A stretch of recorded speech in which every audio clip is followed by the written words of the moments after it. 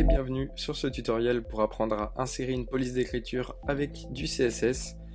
Alors on va commencer, je vais vous montrer deux méthodes différentes. Une méthode assez simple avec un service externe, un petit peu comme Google Fonts par exemple, on peut voir juste maintenant. Et le second en ajoutant la police d'écriture à la main dans notre éditeur de code, après l'avoir téléchargé, où on la placera dans un fichier font, mais on y reviendra juste après.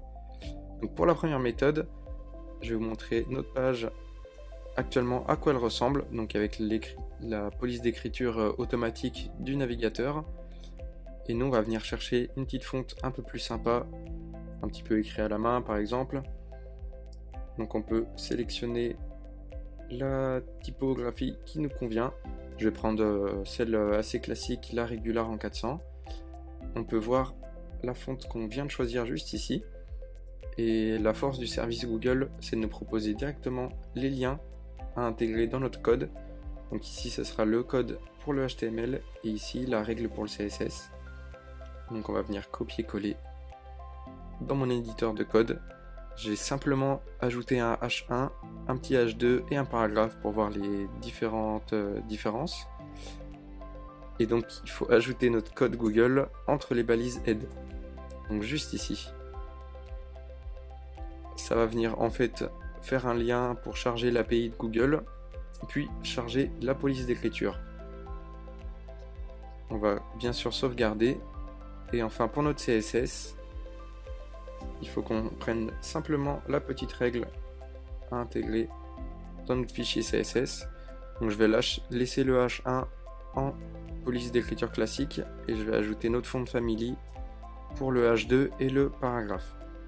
Si on sauvegarde une nouvelle fois et qu'on retourne sur notre page web, on voit bien que la fonte a été chargée et elle est utilisée pour notre H2 et notre paragraphe. Maintenant, pour la seconde méthode, on peut toujours utiliser un service comme Google Fonts par exemple. Il y a d'autres sites également comme Dafont, Envato Element. Le tout, ça va être de venir cette fois télécharger notre police.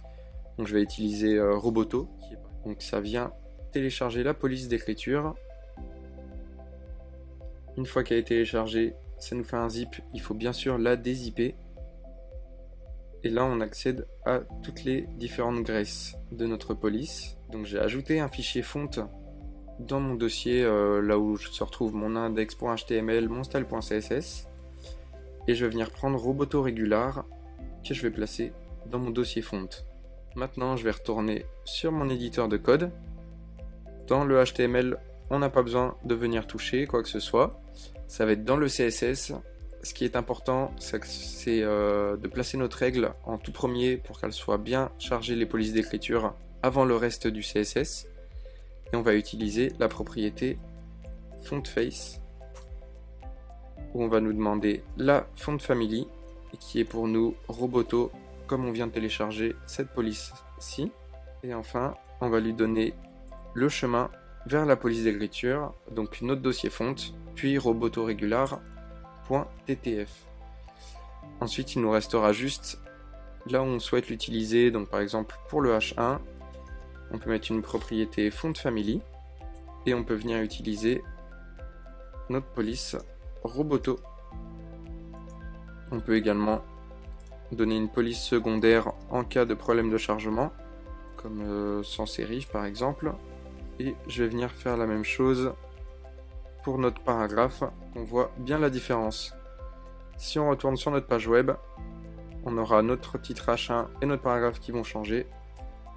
Et c'est bien passé avec la police d'écriture Roboto. Donc vous avez maintenant les deux méthodes pour ajouter une police d'écriture à votre site web. N'hésitez pas à mettre un pouce, à vous abonner à la chaîne. Et si vous avez besoin d'autres conseils de développeurs, n'hésitez pas à déposer un projet sur codeur.com. Salut!